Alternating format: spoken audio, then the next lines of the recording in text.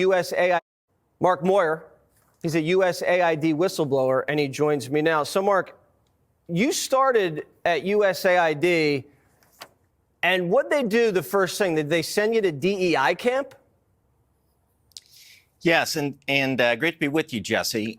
So I didn't get into the agency till February 2018, and this is one of the big differences that we're already seeing that in 2017. Trump administration was very slow to get into the agency. So I get there in February, and we have what's called a privilege walk as part of the orientation, where you are given an identity. Now, I was a Scandinavian woman, and so when they read lines like, I get discriminated against because of government services, or people don't look how I look. So you took a step forward if it applied and if it didn't. And so I ended up near the front, and the indigenous woman with unwanted pregnancy and the male prostitute were at the other end, and then we talked about our privileges. All right, so you were trained to be a Scandinavian woman in a privilege walk, not root out corruption. What kind of disguises do they use to fund these projects? I mean, do they just change the names of these things? Is there really some other reason we're doing this? Yeah, they're very effective at rebranding things. So in the first Trump administration, the priorities were support national interests, as they are now. Another thing was countering terrorism and promoting self-reliance. So I went to a country, just to give one example, they had a feminist women's book club that had been started under the Obama administration. And then they now said this is a counter-terror program because feminist women are key fighters in the battle against terrorism. Oh, yes, yes. What happened when you raised concerns that this thing was just a big corrupt money pit?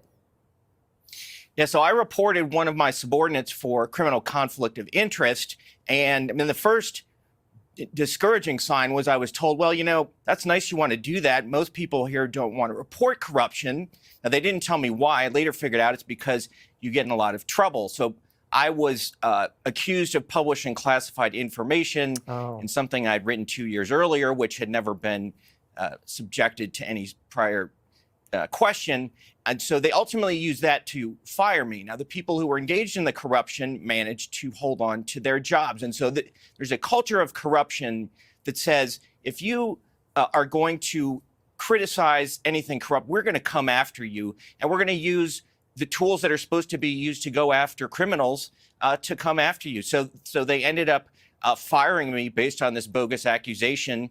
And I've been in court for the last 3 years trying to get them to turn over the facts. And this is, of course, what we've seen with a lot of cases with Senator Ernst, for example. They refuse to turn over information to the courts or to members of Congress. And so this is why people are fed up. So they stonewall and then they weaponize classified information to take you down. That sounds quite familiar. How do you think DOJ is doing so far uncovering this fraud inside USAID?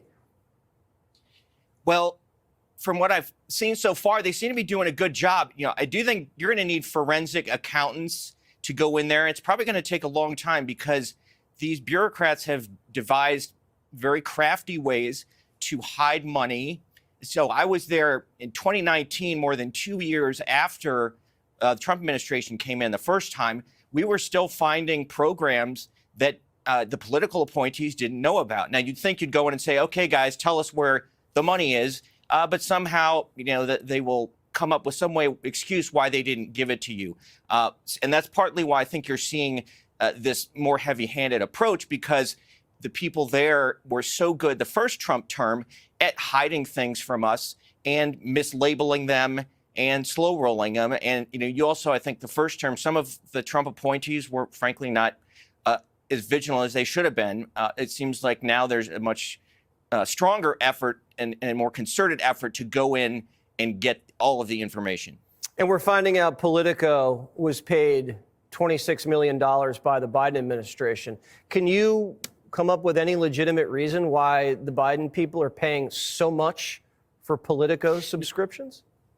No, that is deeply disturbing, because I saw, including at USAID the first Trump term, Politico would often run hit pieces on people in the Trump administration, and they would source these from anonymous bureaucrats who didn't like what the Trump administration was doing. They're not at all an impartial news outlet. I think everybody knows that. And so I think certainly it's a welcome sign. The administration is saying, "Hey, we're not going to do this." And clearly, I don't think they've been subsidizing very, very many conservative news outlets or subscriptions. And but this, I'm sure it's going to get a lot more scrutiny and see who else. Clearly, this is not the only case where the Biden administration was subsidizing or supposedly